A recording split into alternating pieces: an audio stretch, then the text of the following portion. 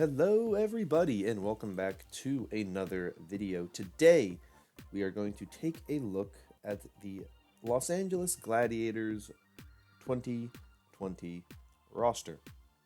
Now the LA Gladiators have a lot of things different. This offseason they saw a total of, I believe, 7 players leave. Roar, Hydration, Reba, Decay, Surefour, Void, and Panker. So they all departed and are no longer with the team. So they had to make a lot of changes. Of course, they also lost one of their assistant coaches in John Galt. They also lost Tim, but they let him go, I believe, on their own. So there's a lot of changes to this team. And looking at the team, they did hold on to, of course, Deepay, who was a very good head coach. They add Curry Shot, who was with the the Charge last season. So they make some additions there. They hold on to Deepay, who's a very good head coach, who is definitely like the most sought after one in the offseason. But this roster obviously added some big players in free agency as well, but also I think are lacking in some areas. So let's start with the DPS, which I think is the biggest problem this team is going to have all season. They bring in Birdring, of course, formerly of the London Spitfire, and he comes in here to be their hit scan player. He is really their only hit scan player. So that's a bit iffy to me. Birdring has been very inconsistent since he joined the Overwatch League. I didn't even think he would get signed to a team, but here he is. Now maybe the change of team will help him, but I think that when you have a player like Birdring, who was on an all-Korean roster and was struggling because of who knows why, I think you put him on a mixed roster. That's a huge risk. And there's a really good chance that doing this he will not do very well, because the problem you run into is that he has been inconsistent and he had a team environment that was behind him.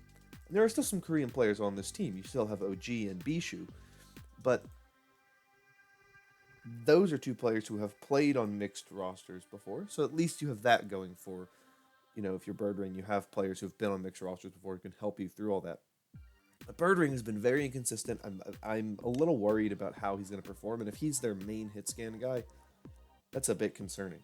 They also have Mirror, who does have some hit scan play. He plays some Widowmaker, but he's another player that I'm a little bit iffy on. He has played for a couple of academy teams. He played for Uprising Academy. Before that, he was with NRG Esports. Before that, he was with Second Wind. He was with One Point and Bazooka Puppies. He's been everywhere. He's been with a lot of different teams. But that's going back to early 2018. We go back that far. But in 2019, he was with Second Wind and NRG and Uprising Academy. So they had some success. In Overwatch Contenders 2018 Season 3 for NA, 3rd through 4th. 2019 Season 1 for NA West, 3rd through 4th. Contenders Season 2 Trials, North America with Uprising Academy, they got 1st. Contenders 2019 Season 2, NA East, 5 through 6. So, not awful, not amazing, but he does have a decent hero pool, which is useful and is helpful. So he does have that going for him, but he's not someone that I know a lot about. We'll see how he does. The other player they have is Jaru, who is more of a flex DPS. He comes from Team Envy. Before that, he was with Sky Foxes, and before that, he was with Envision Esports. And well before that, he's with Toronto Esports. The team everybody loves. But with Envy, he had a decent amount of success. Um, uh, First in NA West for Contenders 2019 Season 2, second at the Atlantic Showdown, first in Contenders 2019 Season 1 for NA West, 7th or 8th, though, at the Gauntlet. They didn't have a great showing there. So I think he'll be pretty good as well. But the thing that worries me about this DPS lineup is your veteran player, the guy who has the Overwatch League experience, is Birdring, who is very much a wild card, because if he's playing well, he's really good. But he has had issues in recent memory, or just in recent seasons, with that, with playing well and playing consistently. He's been very inconsistent with his play for a while. And I think that is the biggest question mark and the biggest problem I have with this damage lineup is you're bringing in Birdring as your only hit scan player, and he has some question marks. And I think damage-wise, you have 3 players who are going to have to really, really, really impress, I think, to make this a really, really, really good team. And I think that is the biggest problem that I have with this roster, because I think it's going to be very difficult for them to compete at a high level with some of the damage dealers that they have. And I think that is something that could be challenging for them. That's it for the damage dealers. I think it's their weakest point on this roster, but I don't know. That's what I think. If you have different thoughts, let me know. Next is their tank line, which is pretty good, I will say, but it does have one major issue. So for their main tank, their starting main tank will almost guaranteed be OG, of course, formerly with the Dallas Fuel.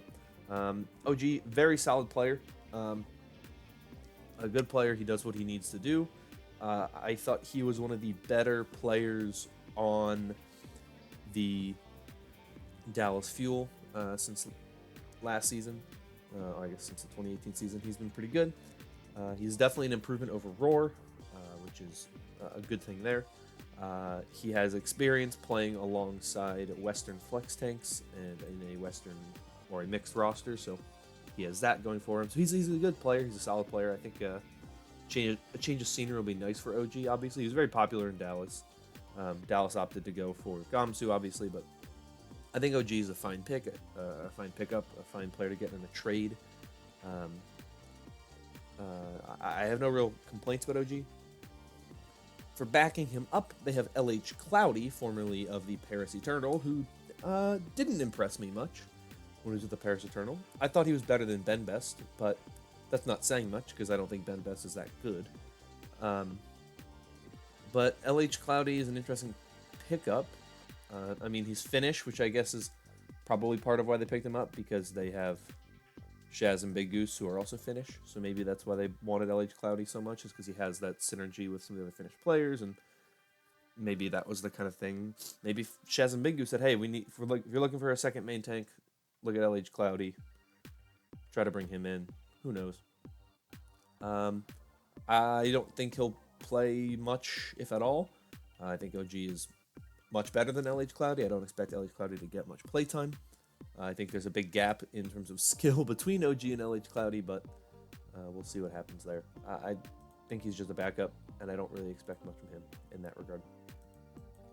Next is their flex tanks, where, of course, their starter will be Space, formerly of the LA Valiant, now with the LA Gladiators. Now, this is an interesting one, because I think most people out here will look at Space and say this is a better signing than having Void.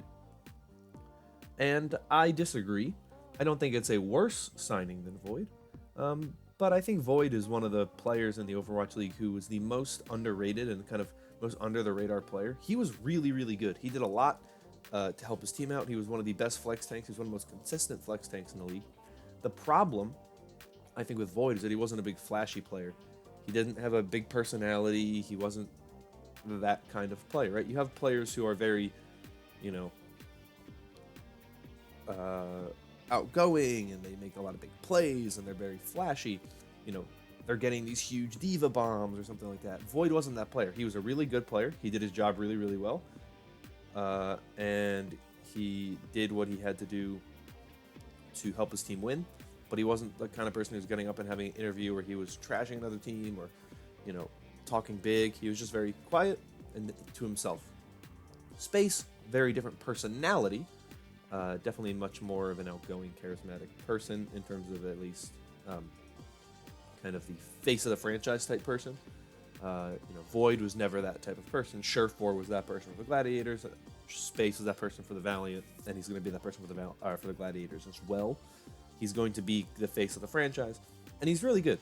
I don't want people to think I'm saying he's not that good of a flex tank. He's a very good flex tank. I'd say it's about a horizontal change, right? Going from Void to Space. You're not downgrading, right? You're not really upgrading, maybe a little bit in some regard, in some departments, but I think Space is a very good player. He's going to be playing alongside OG. OG has experience playing alongside other Western flex tanks. Obviously, he just played along Note last season.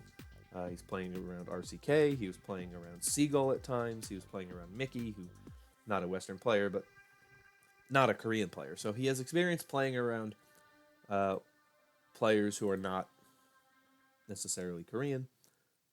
Whereas Space even played alongside a Korean main tank in Fate. Have experience, basically doing what they need to do again. So I'm not worried about synergy between these two. I think they'll be just fine.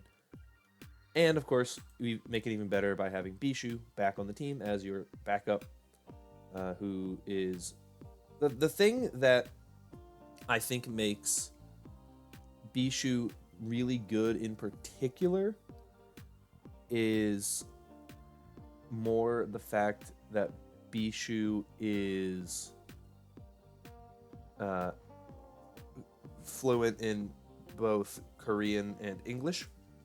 And I think what you have to recognize about Bishu, that makes it where he's a very valuable player to any roster that wants to be a mixed roster.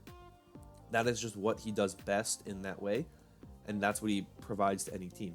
So even if Bishu isn't playing a lot, Bishu's the kind of player that you could put on a two-way contract if you really wanted to. And I think that would be decent, just having him in the team community. But if you're upfront with Bishu and saying, look, you're not going to play very much, and I think Bishu knows at this point in time in his career, he's not playing a lot on most of the teams that he's on. I think he recognizes that for the most part, he is going to be on the bench. But he's a very good player for the team community and for the team identity and for helping the team stay together, because he can be the bridge that connects both the Western players and the Korean players, because he's bilingual. And that's a really important thing. There's not a lot of players that can do that very well. Arc can do it. Bishu can do it really well. So this is a good team chemistry thing going on there. But once again, I think there's a really big gap between Space and Bishu. I think Space is significantly better than what Bishu is, and if you have one of these players not playing, if one of these players is struggling in a meta, you don't really have a second choice, which I think is really this team's biggest problem. Finally, we have the supports for this team. Of course, Shaz and Big Goose are back, and I don't have any issues with them. I don't have any complaints about Shaz and Big Goose. They're both really good players. And that is a really good thing for them to have. I do think that they could use a little more depth here, just because they only have a main support backup, which is Paintbrush. But I think that Shaz and Big Goose they're not going to be replaced on this roster at any point in time. They're both really good, and I don't see why they would be replaced. But I think Paintbrush's role on this team could be a Baptiste role, Neither Shaz nor Big Goose are particularly known for their for their Baptiste play. No. Granted, I just don't think the Gladiators played a ton of Baptiste. They played a decent amount of Baptiste when they were playing Bastion. So maybe if they want to run a Baptiste, they brought Paintbrush in mainly for that. Though that seems kind of weird to me because I think you could get just as much play out of, Shaz or Big Goose just learning how to play them. But who knows? We'll see. But I expect Shaz and Big Goose to still play every map because the two of them work really well together. And then I would expect Paintbrush to come in maybe every so often, but not a ton. Overall, this team, I think, is not as good as what it was last season. I think this team was better last year. I think they had the better damage lineup. I think, with Surefour, Decay, and Hydration, I think it is better than what they have with Birdring, Mirror, and Jaru. And I think that's their biggest question mark. I think that they will struggle in the division that they're in, more so than they did last season. The Gladiators, to me, last season, it was the kind of thing where they were one of the best of the rest teams, right? You had your top three. You had New York, you had Vancouver, you had San Francisco. They were better than everybody, right? And there was no question about that, right? There was no question that any of them would drop below the top three because we knew they would never drop below the top three. The Gladiators were one of the teams that were fighting for that number 4 spot, right? And ultimately, they didn't get it. They were number 5. They didn't get it from the Hangzhou Spark. So they were already they were pretty good. But as the season went on, they started to kind of look weaker and weaker and weaker. And I think this is a weaker team going into a season where the competition is a lot better. I think Dallas looks a lot better, which is something I never thought I would say. But I think Dallas looks a lot better. The Valiant don't look as good, but I think they, that is still something to consider. Vancouver, I still think looks better than this team. And of course, the Shock look really good. And then just other teams in the Pacific look really good. Shanghai, I think, looks really good. I think Hangzhou still looks really good. Guangzhou looks pretty good. So this is a very tough year for the Gladiators, I think. I don't think their team is as good as last year, and I think a lot of other teams are improving around them that'll make it much harder for them to find a lot of success. And I know there's some people who disagree with me. A lot of people are very high on this team. Obviously, Gladiators fans are very, very vocal. They're one of the most, one of the largest fan bases, and that's obviously not an issue, but I think it's interesting to look at this team, and I think that they will be a very difficult team to place. I think they're difficult to place right now because I think there's a lot of question marks surrounding their damage dealers. I'd put them low top 10. In my opinion, that's where they are. That might change based on what I see between now and the start of the season. I don't know, but that's where I'm putting them right now.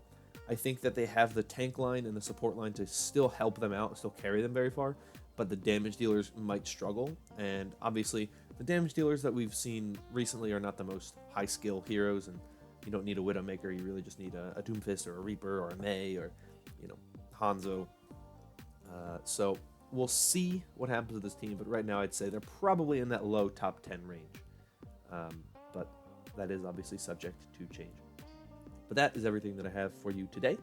So if you enjoyed, consider liking and subscribing. And also let me know down below your thoughts on this LA Gladiators roster, but I'm going to get out of here. So thank you for watching.